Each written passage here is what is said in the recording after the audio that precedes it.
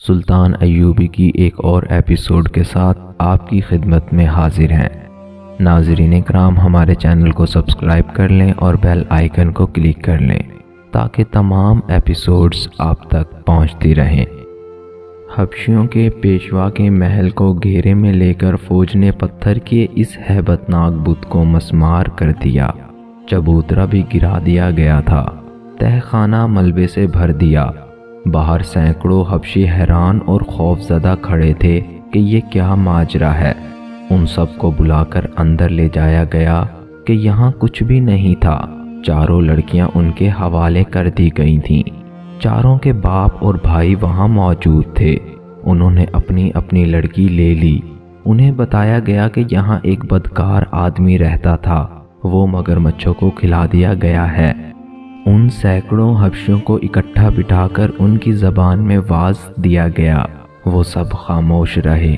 انہیں اسلام کی دعوت دی گئی، وہ پھر بھی خاموش رہے۔ کبھی کبھی شک ہوتا تھا کہ جیسے ان کی آنکھوں میں خون اتر آیا ہے۔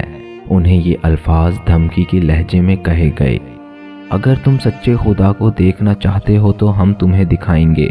اگر تم اسی جگہ کو جہاں تم بیٹھے ہو اپنے جھوٹے خداؤں کا گھر کہتے رہو گے تو ہم ان پہاڑوں کو بھی ریزہ ریزہ کر کے ریت کے ساتھ ملا دیں گے۔ پھر تم دیکھو گے کہ کون سا خدا سچا ہے۔ ادھر قاہرہ میں ارارا ہوش میں آ چکی تھی۔ وہ اپنی داستان سنا چکی تھی جو ہم نے پہلے ہی بیان کر دی ہے۔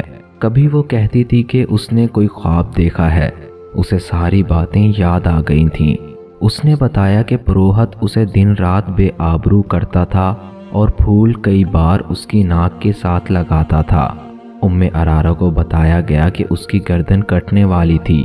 اگر چھاپا مار بر وقت نہ پہنچ جاتے تو اس کا سر غار میں اور جسم مگرمچھوں کے پیٹ میں ہوتا۔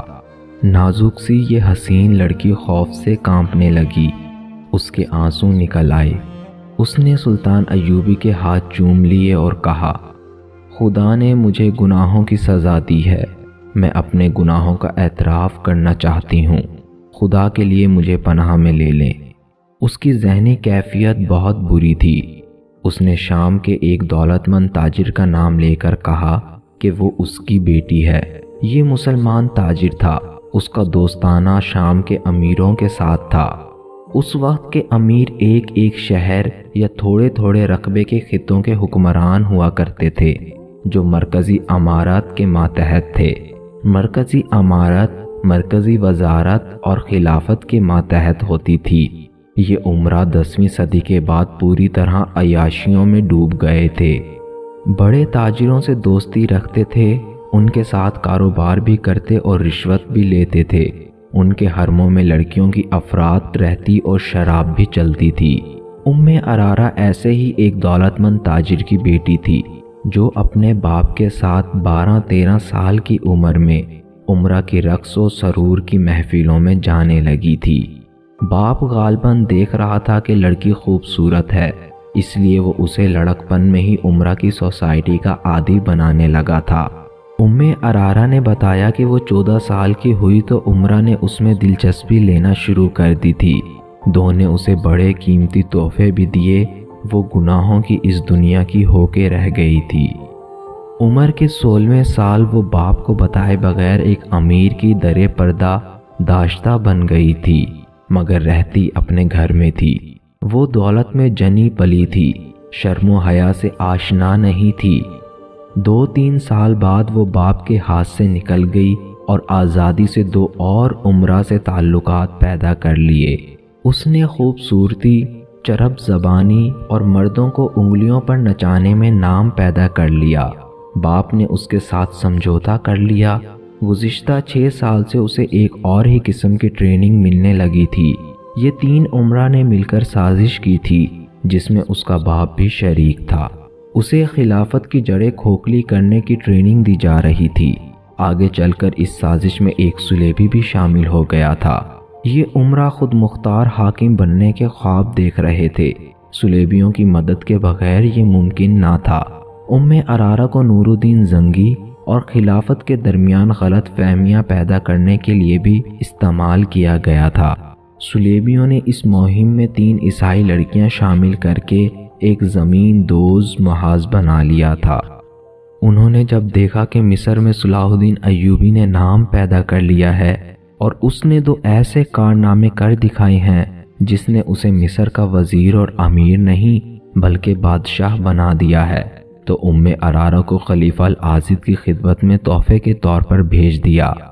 اسے مہم یہ دی گئی کہ خلیفہ کے دل میں صلاح الدین ایوبی کے خلاف دشمنی پیدا کرے اور سوڈانی فوج کے جو چند ایک حکام فوج میں رہ گئے ہیں انہیں العاضد کے قریب کر کے سوڈانیوں کو ایک اور بغاوت پر آمادہ کرے۔ اسے دوسری مہم یہ دی گئی کہ خلیفہ العاضد کو آمادہ کرے کہ سوڈانی جب بغاوت کریں تو وہ انہیں ہتھیاروں اور ساز و سامان سے مدد دے، اور اگر ممکن ہو سکے تو سلطان صلاح الدین ایوبی کی فوج کا کچھ حصہ باغی کر کے سوڈانیوں سے ملا دے۔ خلیفہ اور کچھ نہ کر سکے تو اپنا محافظ دستہ سوڈانیوں کے حوالے کر کے خود سلطان ایوبی کے پاس جائے پناہ لے اور اسے کہے کہ اس کے محافظ باغی ہو گئے ہیں۔ مختصر یہ کہ سلطان صلاح الدین ایوبی کے خلاف ایسا محاذ قائم کرنا تھا جو اسے مصر سے بھاگنے پر مجبور کر دے اور باقی عمر گمنامی میں گزار دے۔ ارارہ نے سلطان ایوبی کو بتایا کہ وہ مسلمان کے گھر پیدا ہوئی تھی، لیکن باپ نے اسے مسلمانوں کی ہی جڑیں کاٹنے کی تربیت دی اور سلطنت اسلامیہ کے امراء نے اپنے دشمنوں کے ساتھ مل کر اپنی ہی سلطنت کو تباہ کرنے کی کوشش کی۔ اس لڑکی نے خلیفہ العاضد کا دماغ اپنے قبضے میں لے لیا اور سلطان ایوبی کے خلاف کر دیا تھا۔ رجب کو وہ سازش میں شریک کر چکی تھی۔ رجب نے 2 اور فوجی حکام کو اپنے ساتھ ملا لیا تھا۔ رجب نے اس سلسلے میں یہ کام کیا کہ خلیفہ کے محافظ دستے میں وہ مصریوں کی جگہ سوڈانی رکھتا جا رہا تھا۔ ارارہ کو خلیفہ کے پاس آئے ابھی 2-2.5 مہینے ہی ہوئے تھے۔ وہ قصر خلافت پر غالب آ چکی تھی اور حرم کی ملکہ بن گئی تھی۔ اس نے یہ انکشاف بھی کیا کہ خلیفہ سلطان ایوبی کو قتل کرانا چاہتا ہے اور رجب نے حشیشین سے مل کر قتل کا انتظام کر دیا ہے۔ یہ محض اتفاق کی بات ہے کہ سلطان ایوبی نے خلیفہ کے بیکار وجود اور عیش پرستی سے تنگ آ کر اس کے خلاف کارروائی شروع کر دی تھی، اور یہ بھی اتفاق تھا کہ ارارہ کو وہی لوگ اغوا کر کے لے گئے تھے جنہیں وہ سلطان ایوبی کے خلاف لڑانا چاہتی تھی۔ اور یہ اتفاق تو بڑا ہی اچھا تھا کہ سلطان ایوبی نے رجب سے محافظ دستے کی کمان لے لی تھی اور وہاں اپنی پسند کا ایک نائب سالار بھیج دیا تھا۔ مگر ان اتفاقات نے حالات کا دھارا موڑ کر سلطان ایوبی کے لیے ایک اور خطرہ پیدا کر دیا۔ سلطان ایوبی نے ارارہ کو اپنی پناہ میں رکھا۔ لڑکی بری طرح پچھتا رہی تھی اور گناہوں کا کفارہ ادا کرنا چاہتی تھی۔ قدرت نے اسے ایک دھچکا دے کر اس کا دماغ درست کر دیا تھا۔ سلطان ایوبی ٹھنڈے دل سے سوچنے لگا کہ اس سازش میں جو حکام شامل ہیں ان کے ساتھ وہ کیا سلوک کرے۔ دوسرے دن الناصر اور بہاءالدین شداد فرعونوں کا آخری نشان مٹا کر فوج واپس لے آئے۔